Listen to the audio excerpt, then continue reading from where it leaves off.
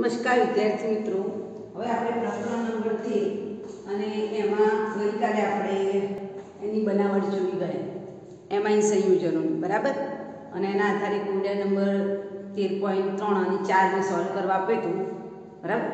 હવે એના પછી આપણે 13.5 છે એના ભૌતિક ગુણધર્મો, ફિઝિકલ પ્રોપર્ટી વાળો કોઈ મુદ્દો તમારે પરીક્ષામાં પૂછાવાનો નથી, તેમ છતાં આપણે થોડી ચર્ચા કરીશું.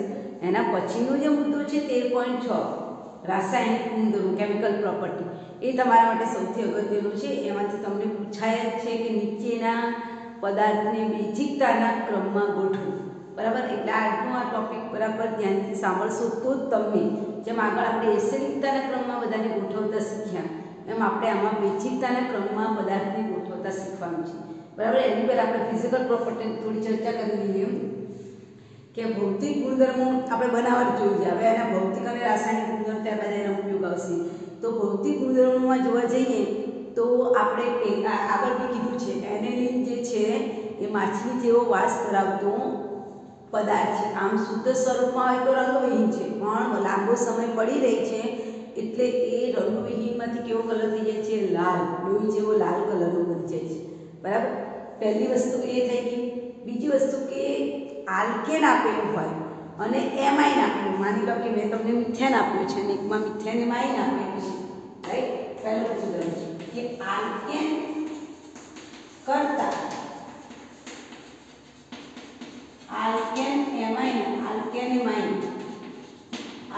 એમાઇનના ઉત્કલન બિંદુ કેવા હોય? ઊંચા જોવા મળે. કેમ ઊંચા જોવા મળે? કારણ કે આલ્કેનમાં કશું નથી, પણ આલ્કેન એમાઇનમાં નાઇટ્રોજન પાસે અબંધકારક ઇલેક્ટ્રોન યુગ્મ છે. અહીંયા તમે આલ્કેન દાખલા તરીકે મિથેન લીધું તો મિથેનમાં કાર્બન પાસે 4 હાઇડ્રોજન પરમાણુ છે, બીજું કશું નથી. જ્યારે CH3NH2 માં જુઓ, નાઇટ્રોજન પાસે શું છે? અબંધકારક ઇલેક્ટ્રોન યુગ્મ, બરાબર. અને એના કારણે એ કેવો બને છે? ધ્રુવીય બને છે.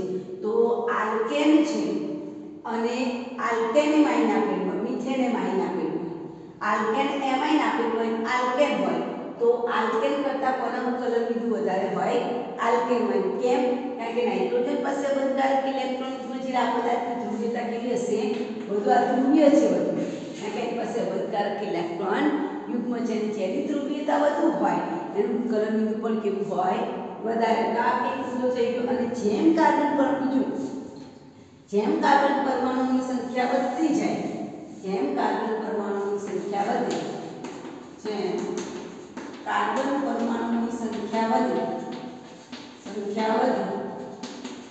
તેમ શું વધે? ઉત્કલન બિંદુ વધે છે. ફોર એક્ઝામ્પલ મિથેન એમાઇન છે, તો મિથેન એમાઇન એક જ કાર્બન છે, એના કરતાં કોણ વધારે હોય? ઇથેન એમાઇન કરતાં કોણ ઉત્કલન બિંદુ વધારે હોય? Propane amine. જેમ કાર્બન પરમાણુની સંખ્યા વધે એમ એનું શું વધે? ઉત્કલન બિંદુ વધે. પણ માની લો કે એને સંઘટકો આપેલા છે 1 ડિગ્રી, 2 ડિગ્રી, 3 ડિગ્રી, તો અવકાશી અવરોધ નડવાના કારણે ઉત્કલન બિંદુમાં શું થાય? ઘટાડો થાય. તો સંઘટકો હોય, સમાન અણુભાર ધરાવતા સંઘટકો હોય તો 1 ડિગ્રી, 2 ડિગ્રી, 3 ડિગ્રી તરફ જતા ઉત્કલન બિંદુમાં શું થાય? ઘટાડો થાય. કેમ ઘટાડો થાય? ઉત્કલન બિંદુમાં ઘટાડો થાય. કેમ ઘટાડો થાય? કારણ કે અવકાશી અવરોધમાં શું થાય?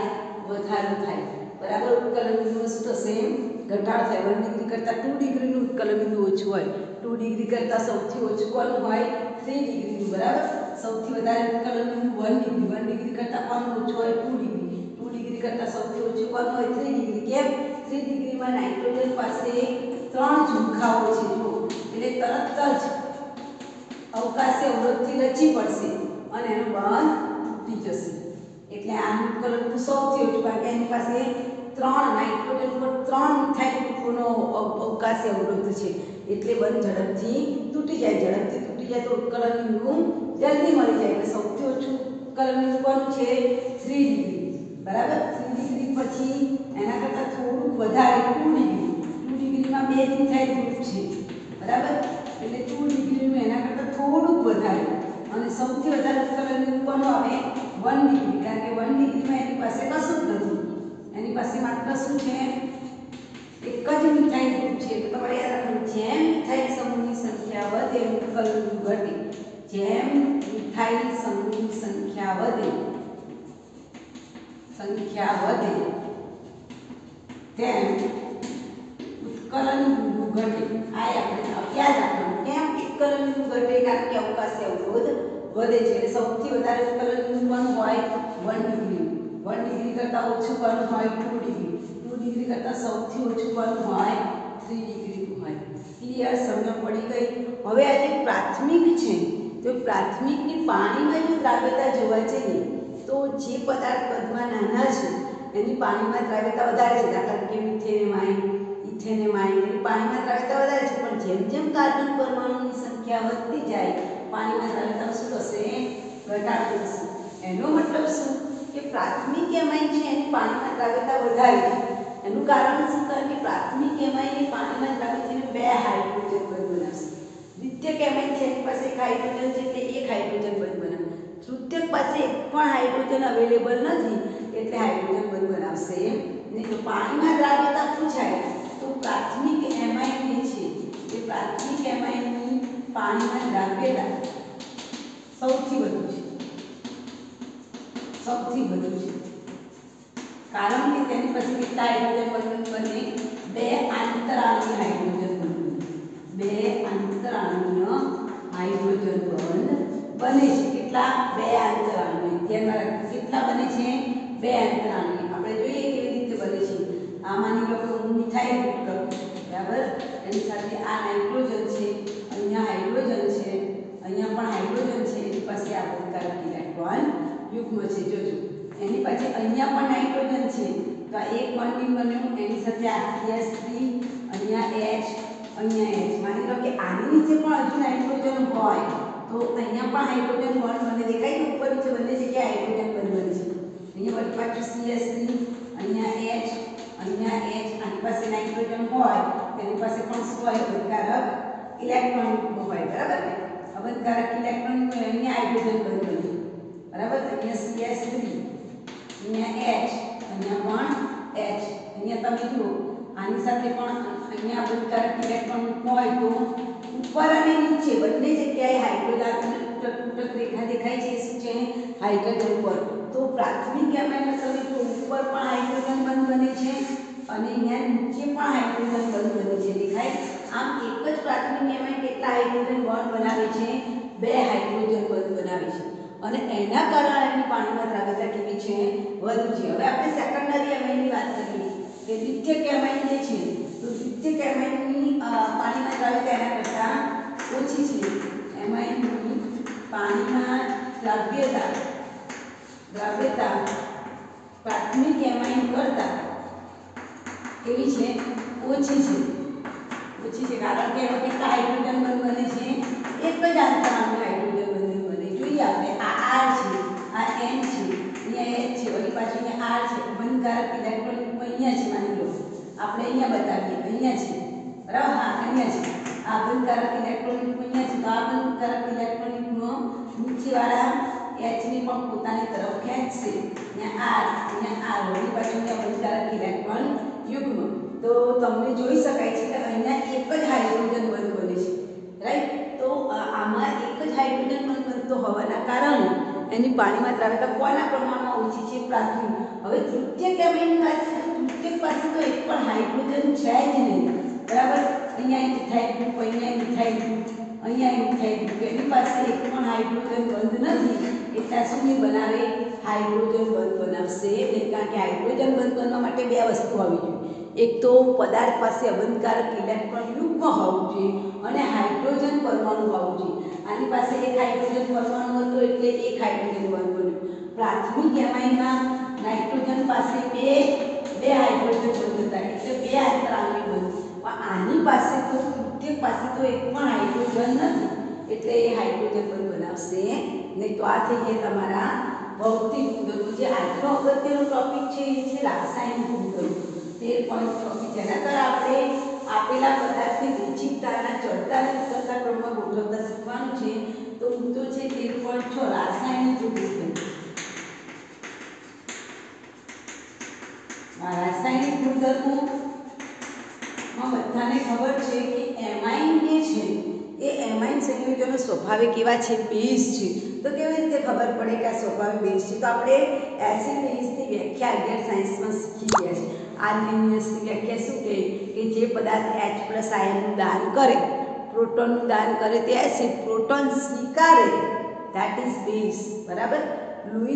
લુઈસની વ્યાખ્યા શું કહે કે જે પદાર્થ ઇલેક્ટ્રોન યુગ્મનું દાન કરે તે લુઈસ બેઝ, ઇલેક્ટ્રોન યુગ્મ સ્વીકારે તે એસિડ. અહીંયા તમે જુઓ મારો નાઇટ્રોજન છે એની પાસે અબંધકારક ઇલેક્ટ્રોન યુગ્મ છે, એટલે પહેલો જ ગુણધર્મ રાસાયણિક ગુણધર્મનો પહેલો ગુણધર્મ જોવા જઈએ તો નાઇટ્રોજન પાસે શું છે? અબંધકારક ઇલેક્ટ્રોન યુગ્મ. અને આ અબંધકારક ઇલેક્ટ્રોન યુગ્મ એ બીજાને દાન કરે છે, માટે એમાઇન સંયોજનો સ્વાભાવિક એવા છે, બેઝ. નંબર 1 કે નાઇટ્રોજન પાસે શું છે? અબંધકારક ઇલેક્ટ્રોન યુગ્મ, જેને તે શું કરે છે?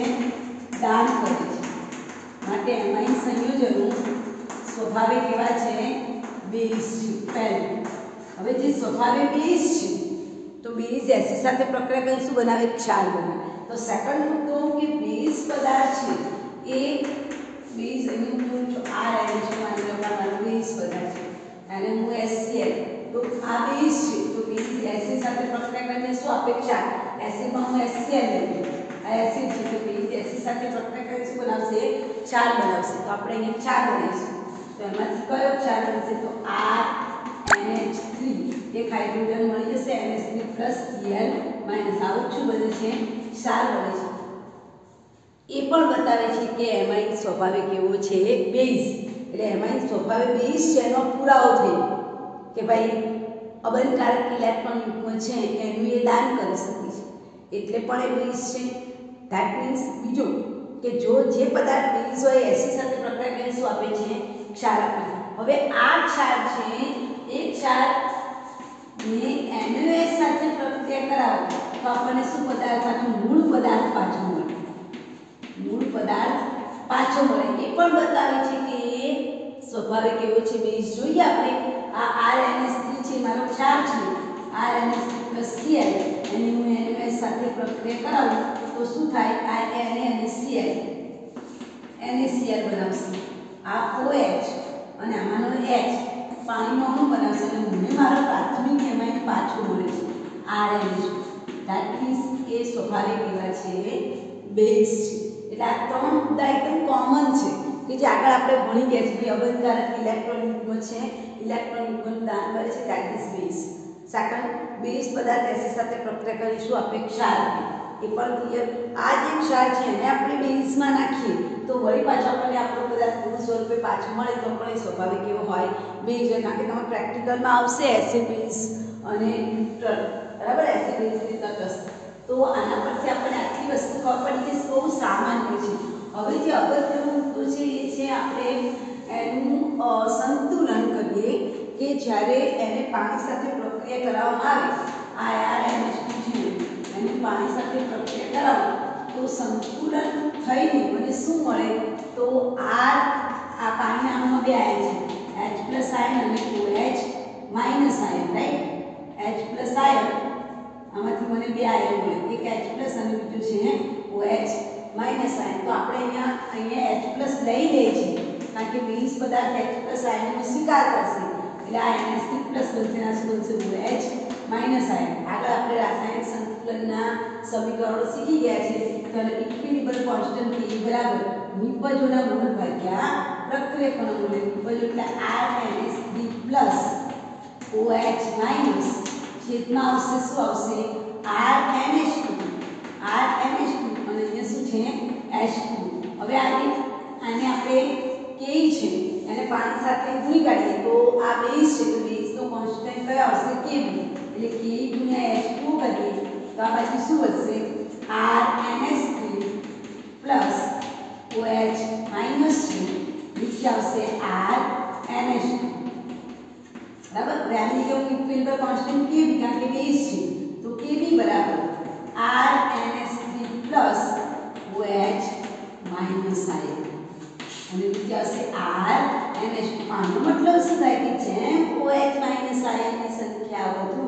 તેમ એ પ્રબળ બેઝ. આના પરથી તમને શું ખબર પડે કે જેમ Kb નું મૂલ્ય વધે, ખાસ લખો, જેમ Kb નું મૂલ્ય વધે તેમ તે શું બનશે? પ્રબળ બેઝ બને. આ તમારે યાદ રાખી લેવાનું. જેમ Kb નું મૂલ્ય વધારે તેમ એ શું બનશે? પ્રબળ બેઝ બનશે. સમજાય છે? જેમ Kb નું મૂલ્ય વધુ આવશે તેમ એ કેવું બેઝ બનશે? પ્રબળ બેઝ. પણ માની લો કે આના પર હું pKb શોધું. pKb એટલે આપણે જેમ pH કરીએ છીએ ને, તો pKb બરાબર શું થાય? pKb બરાબર -log Kb.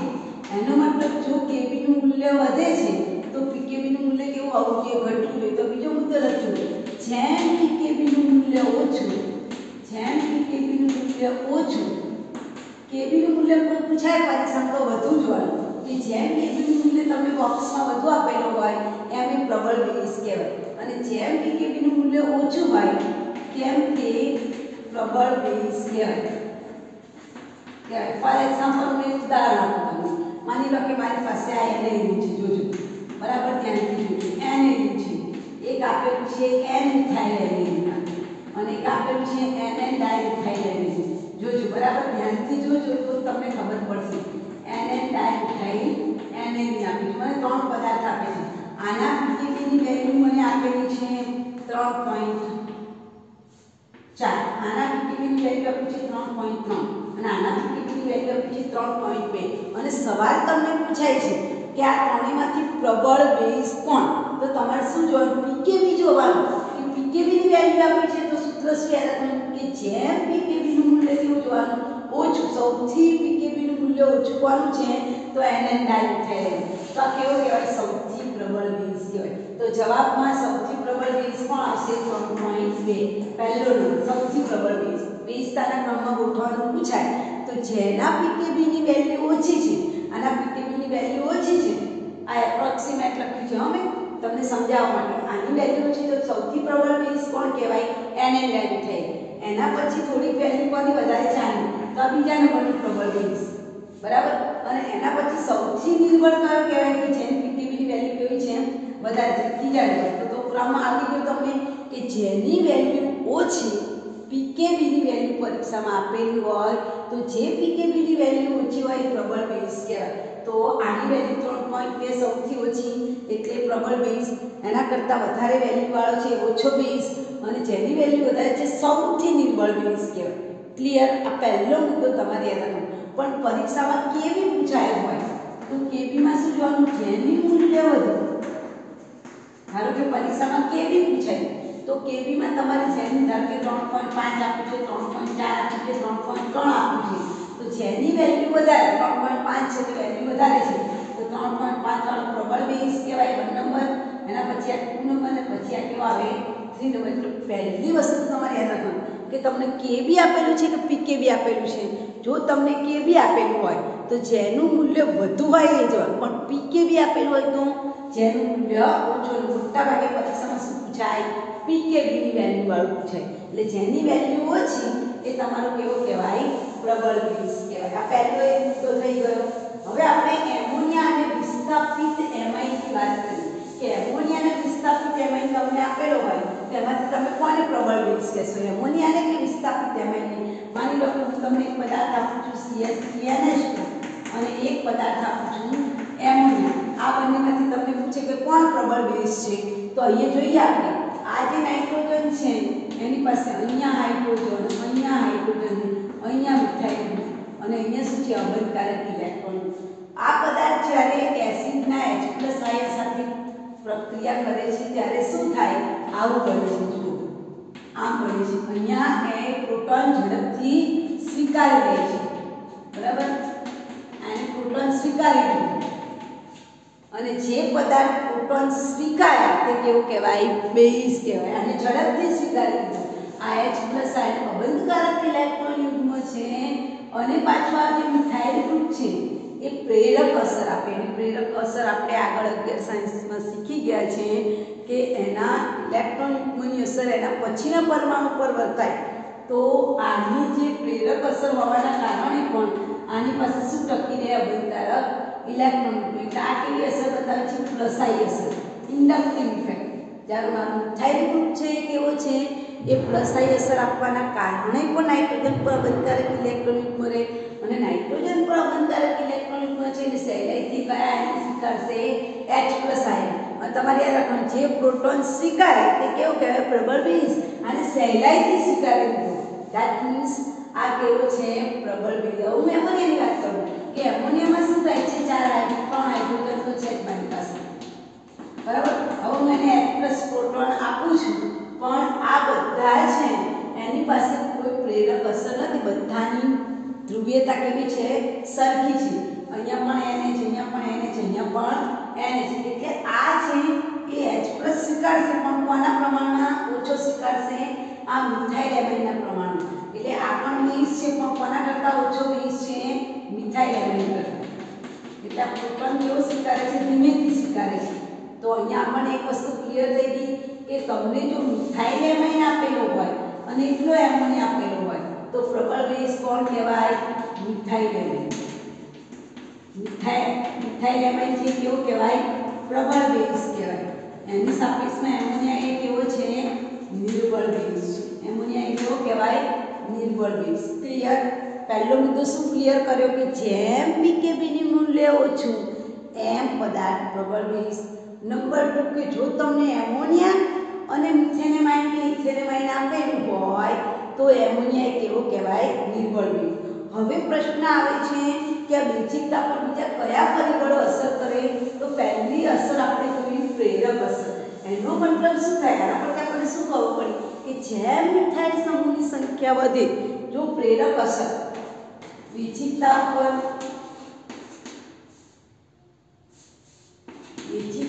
અસર કરતા પરિબળોમાં પહેલું પરિબળ આપણે શું જોયું પ્રેરક અસર. કે જેમ રસાયણ પ્રેરક અસર વધે પ્રેરક અસર ત્યાર પછી આવશે દ્રાવક ફ્યુઝન અસર. દ્રાવક ફ્યુઝન અસર એટલે આપેલા પદાર્થનું પાણીમાં કેવો હાઇડ્રોજન બંધ બનાવે છે જેને સોલ્વેશન કહેવાય. સોલ્વેશન પણ કહેવાય. એની પર આધાર રાખીને પૂછ્યું છે અવકાશી અવરોધ. જેટલો અવકાશી અવરોધ વધારે એટલી એની બેઝિકતામાં વધારો થાય બરાબર. એટલે આ વસ્તુ આપણે ત્રણેય વસ્તુ પરિબળ અસર કરે છે. એમાં આપણે પહેલી આની વાત કરી કે આપણે હમણાં જોયું કે એમોનિયામાં એક મિથાઇલ ગ્રુપ નહોતો પણ પેલા મિથેનેમાઇનમાં એક મિથાઇલ ગ્રુપ હતો. આનો મતલબ શું થાય કે જેમ મિથાઇલ સમૂહની સંખ્યા વધારે લખી દેજો મોટું નોંધ કરી દેજો. જેમ મિથાઇલ સમૂહની સંખ્યા વધે તેમ તે પ્રબળ બેઝ બને. આ તમારે યાદ રાખવાનું બને છે કારણ કે પ્રસાય અસરમાં શું થાય વધારો થાય અને પ્રસાય અસરમાં વધારો થાય એટલે ઝડપથી શું સ્વીકારે પ્રસાય અસરમાં વધારો થાય અને ઝડપથી H+ આયન સ્વીકારે અને જે ઝડપથી H+ આયન સ્વીકારે તે કેવો કહેવાય તેથી તે પ્રબળ બેઝ બને. સમજાયું? એનો મતલબ કે જો પરીક્ષામાં તમને હું અહીંયા સમજાવું છું હું તમને એક આપું છું મિથેનેમાઇન જોજો, એક આપું છું એમોનિયા, એક આપું છું મિથેનેમાઇન, એક આપું છું NN ડાઇમિથાઇલ મિથેનેમાઇન, N મિથાઇલ મિથેનેમાઇન આપું, એક તમને આપું છું NN ડાઇમિથાઇલ મિથેનેમાઇન આપું. ચાલો હવે આને તમારે પ્રબળ બેઝતાના ક્રમમાં ગોઠવવાનું છે. તો આ મેં સૂત્ર લખાય ને તમે યાદ રાખો જેમ મિથાઇલ સમૂહની સંખ્યા વધે એમ એ પ્રબળ બેઝ કહેવાય. ચાલો હવે આને પ્રબળતાના ક્રમમાં ગોઠવવું હોય તો કોણ સૌથી પ્રબળ બેઝ કહેવાય? હવે તમને ખબર પડી ગઈ આની પાસે કેટલા મિથાઇલ છે 1 2 અને 3 તો આ સૌથી પ્રબળ બેઝ એટલે પહેલા નંબરનું પ્રબળ બેઝ આવે રાઈટ. એના પછી આની પાસે મિથાઇલ ગ્રુપની સંખ્યા કેટલી છે 2 છે એટલે એના કરતાં કેવો કહેવાય ઓછો કહેવાય. બીજા નંબરનું બેઝ આવે. સૌથી પ્રબળ બેઝ કોણ કહેવાય? જેની પાસે મિથાઇલ સમૂહની સંખ્યા વધુ છે એ પ્રબળ બેઝ કહેવાય રાઈટ. એટલે આ પ્રબળ બેઝ છે. એના કરતાં ઓછું બેઝ કોણ છે? આ છે. એના કરતાં ઓછું બેઝ આની પાસે મિથાઇલ સમૂહની સંખ્યા 1 જ છે એટલે આની પાસે કશું જ નથી તો સૌથી નિર્બળ કયો છે? આ છે. તો હવે તમને ગોઠવતા આવડ્યું કે જેમ મિથાઇલ સમૂહની સંખ્યા વધુ એમ પ્રબળ બેઝ. તો આ કેવો બેઝ છે? પ્રબળ બેઝ. સૌથી પ્રબળ બેઝ આ છે. સેકન્ડ નંબર પરનો બેઝ એની પાસે કેટલા મિથાઇલ ગ્રુપ છે? 2 મિથાઇલ ગ્રુપ છે. એના પછી ત્રીજા નંબરનો છે એની પાસે એક જ મિથાઇલ ગ્રુપ છે અને ચોથા નંબરમાં મિથાઇલ ગ્રુપ છે જ નહીં. બરાબર. પણ આ ક્યારે? વાયુ અવસ્થામાં. પરીક્ષામાં પ્રશ્ન પૂછાય આ ક્રમ કઈ અવસ્થામાં સાચો છે? વાયુ અવસ્થામાં. પણ ધારો કે તમને જલીય માધ્યમમાં પૂછાય કે જલીય માધ્યમમાં નીચેનાની વિચિકતાના ક્રમમાં ગોઠવો, તો જલીય માધ્યમ શબ્દ આપેલો હોય તો ધ્યાનમાં રાખવું કે પાણીમાં વધુ દ્રાવ્યતા કોની? પ્રાથમિક એમાઇનની. આમાં તમે જુઓ આપણે સૌથી વધુ દ્રાવ્ય આમાં સૌથી પ્રબળ બેઝ કોણ આવ્યો? તો 3 ડિગ્રી. તમે દેખી શકો સૌથી પ્રબળ બેઝ કયો આવ્યો? 3 ડિગ્રી. એના કરતાં ઓછો 2 ડિગ્રી, એના કરતાં ઓછો 1 ડિગ્રી અને એના કરતાં ઓછો કોણ આવ્યો? એમોનિયા. ક્યારે? જ્યારે કઈ અવસ્થામાં હોય? વાયુ. પણ તમને પાણીમાં પૂછાય કે જલ યોજન, હવે આની વાત કરીએ, પ્રેરક અસર પૂરતી કે આની વાત કરીએ કે પાણીમાં દ્રાવ્યતા પૂછાય કે પ્રાથમિક કૃત્ય કે મને પાણીમાં દ્રાવ્યતાના આધારે વિચિકતાનો ક્રમ જણાવો. તો પાણીમાં દ્રાવ્યતા પૂછાય તો જેમ પાણીમાં દ્રાવ્યતાના આધારે વિચિકતાનો ક્રમ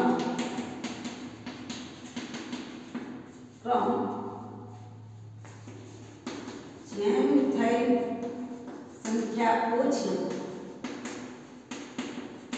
તેમ વિચિકતા વધુ. આ તમારે એના કરતાં ઉલટું છે. પાણીમાં દ્રાવ્યતા આપેલી હોય અને પાણીમાં દ્રાવ્ય થવાના આધારે વિચિકતાનો ક્રમ પૂછેલો હોય તો ક્રમ ઉલટાઈ જશે. ક્રમ ઉલટાઈ જશે એટલે એમોનિયા છે સૌથી પ્રબળ બેઝ કહેવાય. પાણીની દ્રાવ્યતા પૂછેલી એના કરતાં ઓછો પ્રબળ કોણ? 1 ડિગ્રી. 1 ડિગ્રી કરતાં ઓછો પ્રબળ 2 ડિગ્રી. 2 ડિગ્રી કરતાં ઓછો પ્રબળ 3 ડિગ્રી. ક્યારે? પાણીમાં દ્રાવ્યતાના આધારે તમને વિચિકતાનો ક્રમ. આ નોંધી લેજો. પાણીમાં દ્રાવ્યતા હોય એના આધારે વિચિકતાનો ક્રમ પૂછ્યો હોય તો તમારે યાદ રાખવાનું કે પ્રાથમિક એમાઇન છે એ સૌથી પ્રબળ બેઝ કહેવાય. કેમ કહેવાય એની હું વાત કરું. કારણ કે પ્રાથમિક એમાઇન છે. આના આપણે છોડી એમોનિયા નાખી. પ્રાથમિક એમાઇન કેમ પ્રબળ બેઝ કહેવાય? કારણ કે પ્રાથમિક એમાઇન તમે જુઓ એની પાસે કેટલા હાઇડ્રોજન છે? 2. એટલે પાણી સાથે 2 હાઇડ્રોજન બંધ. ઉપરાંત H+ આયન આવે તો એ પાણી સાથે કેટલા હાઇડ્રોજન બંધ બનાવે? 1 2 અને 3. તમે જો આપણે એમોનિયા બેઝ છે, બેઝની એસિડ સાથે પકડેલો બીજો એક H+ આયન મળશે. એટલે પ્રાથમિક એમાઇન પાસે કેટલા H+ થયા? 3. તો કેટલા હાઇડ્રોજન બંધ બને? 3. અને જેમ હાઇડ્રોજન બંધની સંખ્યા વધુ એમ એની પાણીમાં દ્રાવ્યતા વધુ. પાણીમાં દ્રાવ્યતા વધુ એટલે એની વિચિકતામાં શું થાય? વધારો થાય. એટલે જો તમને પાણીમાં દ્રાવ્યતાના આધારે વિચિકતાનો ક્રમ પૂછાય તો પ્રાથમિક એમાઇનના 2 હાઇડ્રોજન બંધ એટલે સૌથી પ્રબળ. આ સેકન્ડરી એમાઇનમાં 1 હાઇડ્રોજન બંધ અને આમાં હાઇડ્રોજન બંધ નથી એટલે કેવો કહેવાય? ઓછો પ્રબળ કહેવાય.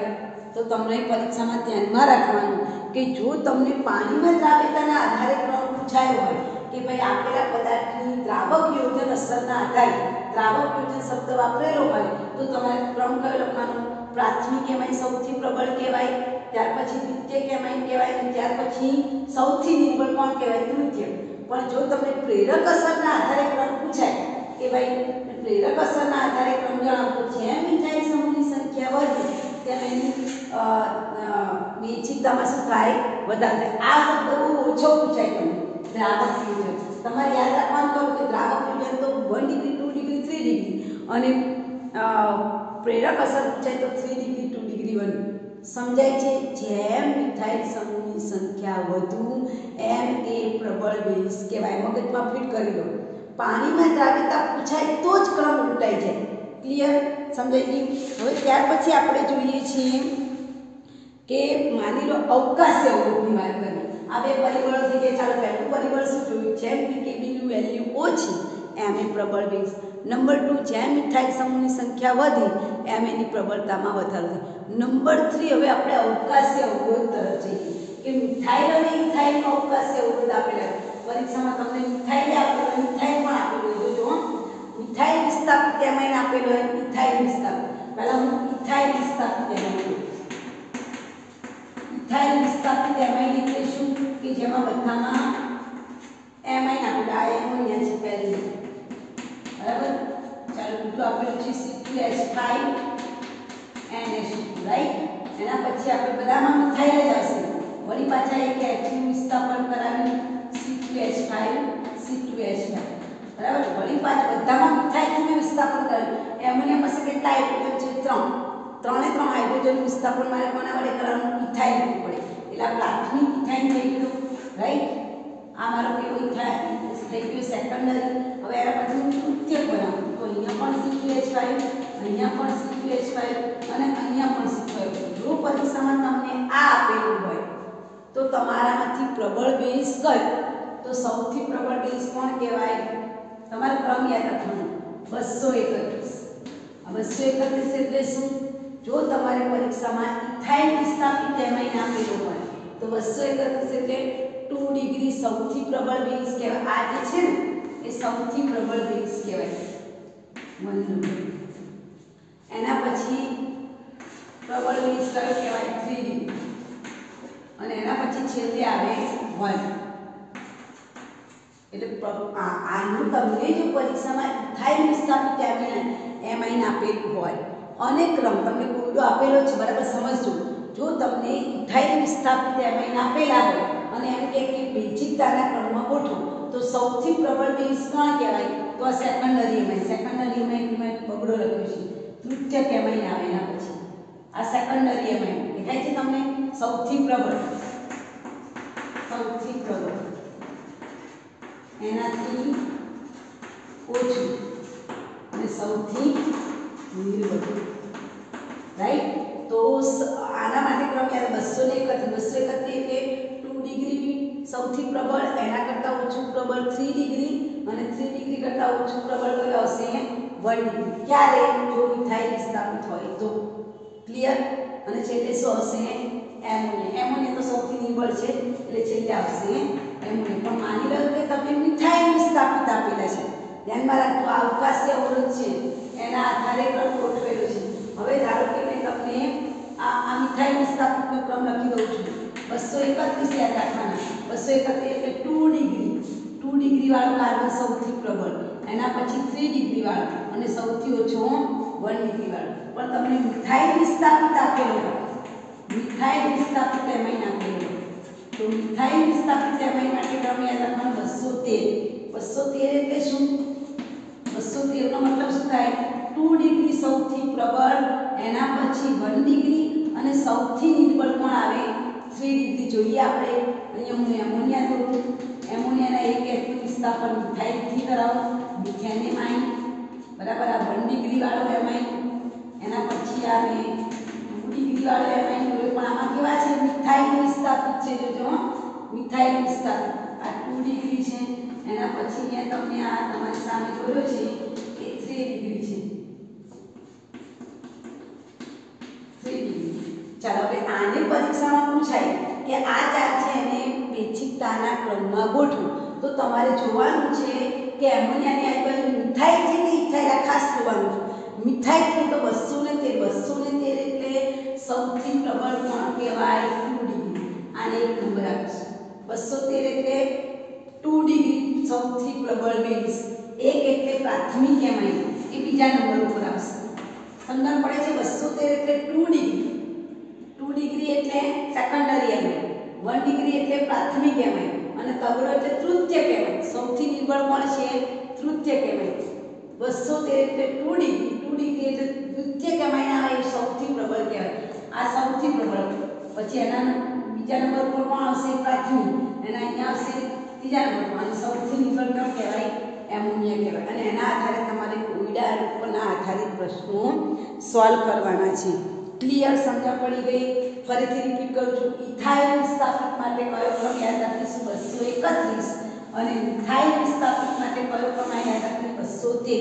231 એટલે 2 ડિગ્રી સેકન્ડરી એમાઇન, 3 ડિગ્રી એટલે 3 એટલે 3 ડિગ્રી એમાઇન અને 1 એટલે કયો એમાઇન? પ્રાથમિક એમાઇન। ક્યારે?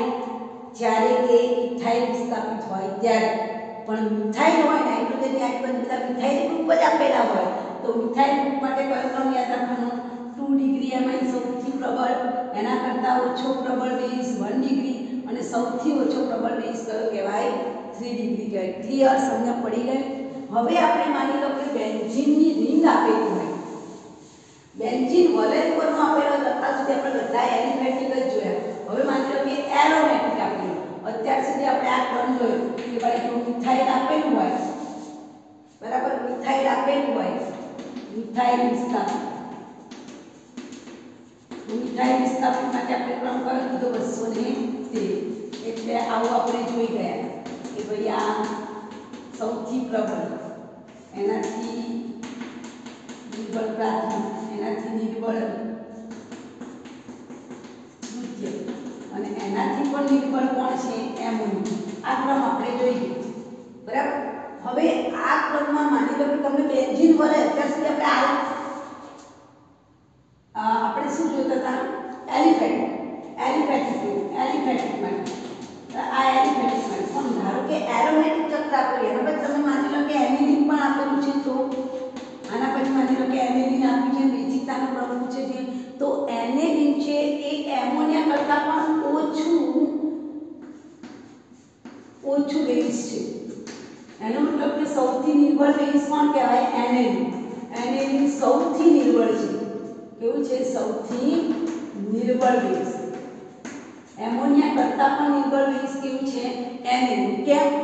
કારણ કે એનિલિનમાં તમે જુઓ કે જ્યારે H+ આયન સ્વીકારશે ત્યારે એની પાસે અહીંયા અબંધકારક ઇલેક્ટ્રોન યુગ્મ છે એ અહીંયા બેન્ઝીન વલય ઉપર ફરવા લાગશે અને 5 સંસ્પોદન સૂત્રો આપશે.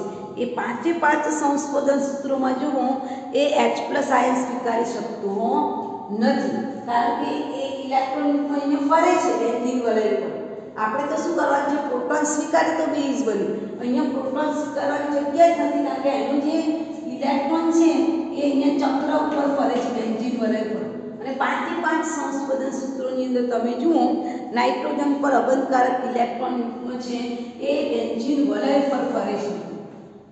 નાઇટ્રોજન પાસે નથી. નાઇટ્રોજન પાસે હોય તો ઝડપથી H+ આયન સ્વીકારે, પણ નાઇટ્રોજન પાસેનું જે અબંધકારક ઇલેક્ટ્રોન યુગ્મ છે ને એ વલયમાં ફરે છે. વલયમાં ફરે છે એટલે બેઝિકતામાં શું થાય? ઘટાડો થાય છે. એટલે એમોનિયા કરતાં પણ નિર્બળ બેઝ કયો કહેવાય? એનિલિન કહેવાય. એટલે હવે તમને ક્લિયર થઈ ગયું મગજમાં કે તમારે આ ક્રમ પરીક્ષામાં યાદ રાખવાનું છે. મિથાઇલ વિસ્થાપિત આપેલું છે પહેલા તો, એટલે 213 સુધી લખી કાઢ્યું. પછી એનાથી પણ નિર્બળ કોણ? એમોનિયા. એમોનિયાથી પણ સૌથી નિર્બળ કોણ? એનિલિન. પણ જો એનિલિનમાં પણ ઇલેક્ટ્રોન આકર્ષક સમૂહ આપેલા હોય, દાખલા તરીકે એનિલિન પછી આવું આપેલું હોય તમને, એનિલિન પછી SO3H આપેલું હોય અથવા એનિલિન પછી તમને NO2 ગ્રુપ આપેલું હોય, તો આ એના કરતાં પણ કેવા છે? નિર્બળ બેઝ છે. તો આ એના કરતાં, આના એનિલિન કરતાં પણ નિર્બળ બેઝમાં કોણ આવશે? SO3H અથવા તો NO2 ગ્રુપ હોય, NO2 ગ્રુપ અથવા તો સૌથી નિર્બળ એનિલિન કરતાં પણ નિર્બળ કોણ હોય? કે જેની પાસે ઇલેક્ટ્રોન આકર્ષક સમૂહ હોય. ઇલેક્ટ્રોન આકર્ષક સમૂહ એટલે NO2, SO3H અથવા તો એનિલિનની સાથે COOH ગ્રુપ હોય, અથવા તો એનિલિનની સાથે COOH હોય. તો આ બધા કેવા કહેવાય? સૌથી નિર્બળ કહેવાય. એનિલિન કરતાં પણ નિર્બળ કોણ? તો સલ્ફોનિક એનિલિન, સલ્ફોનિક એમિનોબેન્ઝીન. એના કરતાં પણ નિર્બળ નાઇટ્રો એમિનોબેન્ઝીન. સમજાય છે? ટૂંકમાં આ ત્રણમાંથી કોઈ આપેલું હોય તો એ એના કરતાં પણ કેવા છે? નિર્બળ બેઝ છે. ક્લિયર? કારણ કે આ કેવા સમૂહ છે? ઇલેક્ટ્રોન આકર્ષક સમૂહ. અને ઇલેક્ટ્રોન આકર્ષક સમૂહ આવે તો એ એમોનિયા કરતાં પણ કેવા થઈ જશે? નિર્બળ બેઝ બને છે. બરાબર? ફોર એક્ઝામ્પલ હજુ પણ એક ઉદાહરણ લઈ લઈએ. આ એનિલિન સાથે માની લો કે હાઇડ્રોજન કમ્પાઉન્ડ આપેલું હોય તો એ પણ કેવો છે? નિર્બળ બેઝ છે. ક્લિયર? સમજણ પડી ગઈ? ફરીથી રિપીટ કરું છું. ચાલો, મિથાઇલ વિસ્થાપિત છે ક્રમ પર આવશે 213. એટલે 2 ડિગ્રી સૌથી પ્રબળ, એના કરતાં ઓછું 1 ડિગ્રી, એના કરતાં ઓછું 3 ડિગ્રી, સૌથી ઓછું કયું છે? એમોનિયા. એમોનિયાથી પણ નિર્બળ કયો બેઝ છે? એનિલિન. એનિલિન કરતાં પણ નિર્બળ કયા છે? જેની પાસે ઇલેક્ટ્રોન આકર્ષક સમૂહ. એનિલિન પછી જો તમને ચારમાંથી એક જ આપેલું છે, બધા નહીં આપેલા હોય, આ ચારમાંથી કોઈ પણ એક આપેલું હોય તો સમજવાનું એનેલિન કરતા પણ આ કેવા છે સૌથી નિર્બળ, સૌથી નિર્બળ, વધારે સૌથી નિર્બળ કોણ કહેવાય એ કહેવાય. ક્લિયર. પણ માની લો કે તમને એનેલિન સિવાય મિથોક્સી એનેલિન આપેલું હોય, માની લો કે એનેલિન પહેલા તમને મિથોક્સી એનેલિન આપેલું હોય અથવા પેરામિથાઇલ એનેલિન આપેલું હોય, આ આપેલું હોય, ચાલો તો આ કેવા છે એનેલિન કરતા પ્રબળ બેઝ છે. જો ઇલેક્ટ્રોન દાતા સમૂહ, આ ઇલેક્ટ્રોન દાતા સમૂહ દેખાય છે, ઇલેક્ટ્રોન કેવો સમૂહ છે દાતા સમૂહ છે. જો ઇલેક્ટ્રોન આકર્ષક સમૂહ હોય તો એનેલિન કરતા આ કેવા છે, આ ચારમાંથી આપણે તો નિર્બળ છે, પણ એનેલિન કરતા પણ પ્રબળ કોણ છે મિથોક્સી અને મિથાઇલ. તો પરીક્ષામાં એનેલિનની આગળ જો તમને મિથોક્સી કે મિથાઇલ આપેલું હોય, એનેલિન પહેલા મિથોક્સી કે મિથાઇલ આપેલું હોય તો આ એનેલિન કરતા પ્રબળ બેઝ છે. ધેટ મીન્સ કે હવે મારે ક્રમ લખવો હોય, બરાબર, હવે મારે ક્રમ લખવો હોય, ધારો કે હું અહીંયા પદાર્થ દઉં છું, ધારો કે હું હવે ક્રમ લખી દઉં છું, બરાબર, કે તમારે ફાઇનલ લાસ્ટ ક્રમ કયો યાદ રાખવાનો. તો આ મિથાઇલ વિસ્થાપિત માટે લખું છું. મિથાઇલ વિસ્થાપિત માટે 2 ડિગ્રી સૌથી પ્રભાવી, એના કરતા 1 ડિગ્રી કરતા પ્રભાવી 3 ડિગ્રી કરતા નિર્બળ બેઝ એમોનિયા, એમોનિયા કરતા નિર્બળ બેઝ એનેલિન છે, પણ એનેલિન કરતા થોડું પ્રબળ કોણ છે મિથોક્સી એનેલિન. આ પરીક્ષામાં યાદ કાં તો મિથોક્સી આપેલું હોય અથવા તો આ બેમાંથી એક જ આપેલું હોય.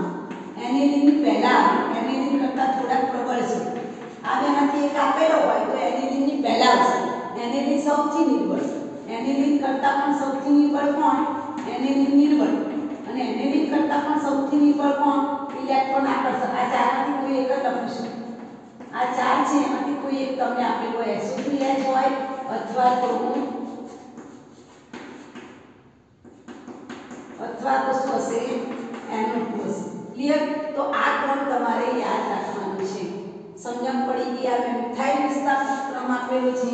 આ મિથાઇલ વિસ્થાપિત ક્રમ પરથી તમને શું ખબર પડી કે મિથાઇલ વિસ્થાપિત છે એટલે 2 ડિગ્રી સૌથી પ્રભાવી, એના પછી આ 1 ડિગ્રી, એના પછી આ કેવો છે 3 ડિગ્રી, એના કરતા નિર્બળ કયો છે એમોનિયા, એમોનિયા કરતા નિર્બળ એનેલિન છે, પણ એનેલિન કરતા પ્રબળ બેઝ કોણ છે મિથોક્સી. કારણ કે આ કેવો ઇલેક્ટ્રોન દાતા સમૂહ, આ ઇલેક્ટ્રોન દાતા સમૂહ, અને ઇલેક્ટ્રોન દાતા સમૂહ આવે તો બેઝિકતામાં શું થાય વધારે થાય. એનેલિનમાં કશું નથી, પણ એ એનેલિનમાં મિથોક્સી ગ્રુપ નાખી દો તો બેઝિકતામાં શું થાય વધારે. એટલે એનેલિન કરતા કેવો છે પ્રબળ બેઝ, એનેલિન કરતા બેઝ છે કેવો બેઝ પ્રબળ. હવે એનેલિન કરતા પણ સૌથી નિર્બળ કયો છે SO3H અને NO2, બીકોઝ ઇલેક્ટ્રોન આકર્ષક સમૂહ. સમજણ પડી ગઈ. તો આ ક્રમના આધારે તમારે વિડિયો સોલ્વ કરી અને એના આન્સર મને સેન્ડ કરવાનું છે, બરાબર. વિડિયો 13.4 જોજો, એની અંદર બધા ઇથાઇલ વિસ્થાપિત આપેલા છે. ઇથાઇલ વિસ્થાપિત માટે કયો ક્રમ યાદ રાખવાનો 231, મિથાઇલ વિસ્થાપિત માટે કયો યાદ રાખીશું 213 યાદ રાખીશું. ક્લિયર. આને આપણે બરાબર ગોઠવવાનું છે. હું તમને હોમવર્ક સેન્ડ કરી દઈશ હમણાં ટૂંક સમયમાં, એ તમારે ગોઠવીને મને સેન્ડ કરવાનું છે.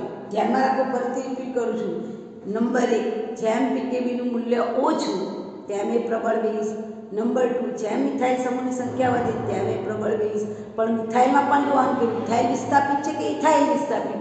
જો ઇથાઇલ હોય બધી બાજુ તો 231 ક્રમ, 231 એટલે 2 ડિગ્રી 3 ડિગ્રી 1 ડિગ્રી. જો મિથાઇલ વિસ્થાપિત હોય તો 213, 2 ડિગ્રી 1 ડિગ્રી 3 ડિગ્રી. ત્યાર પછી પાણીમાં પૂછાય તો ક્રમ બદલાઈ જાય, 1 ડિગ્રી 2 ડિગ્રી 3 ડિગ્રી આવે. ખાસ ધ્યાનમાં રાખવું, મિથાઇલ વિસ્થાપિત છે એટલે પહેલા 2 ડિગ્રી આવશે, પછી 1 ડિગ્રી, પછી 3 ડિગ્રી. ઓકે. એના કરતા નિર્બળ બેઝ કયો એમોનિયા, એમોનિયા કરતા પણ નિર્બળ બેઝ કયો છે એનેલિન. પણ એનેલિન અને મિથોક્સી એનેલિન આપેલું હોય તો એનેલિનની સાપેક્ષમાં મિથોક્સી એનેલિન કેવો છે પ્રબળ બેઝ. કેમ? કારણ કે ઇલેક્ટ્રોન દાતા સમૂહ છે. એટલે એનેલિન ને મિથોક્સી પૂછાય તો મિથોક્સી એનેલિનની પહેલા આવશે. એનેલિન નિર્બળ, એનેલિન કરતાં પણ સૌથી નિર્બળ કોણ છે? ઇલેક્ટ્રોન આકર્ષક સમૂહવાળું પદાર્થ. એટલે આ ક્રમ ફાઇનલી તમારે યાદ રાખવાનો. આગળ આપણે એના કાલે બીજા રાસાયણિક ગુણધર્મ જોઈશું, આલ્કાઇલેશન. ઓકે, આ ખાસ સોલ્વ કરજો. આ પ્રશ્ન પૂછાયો જ છે વારંવાર.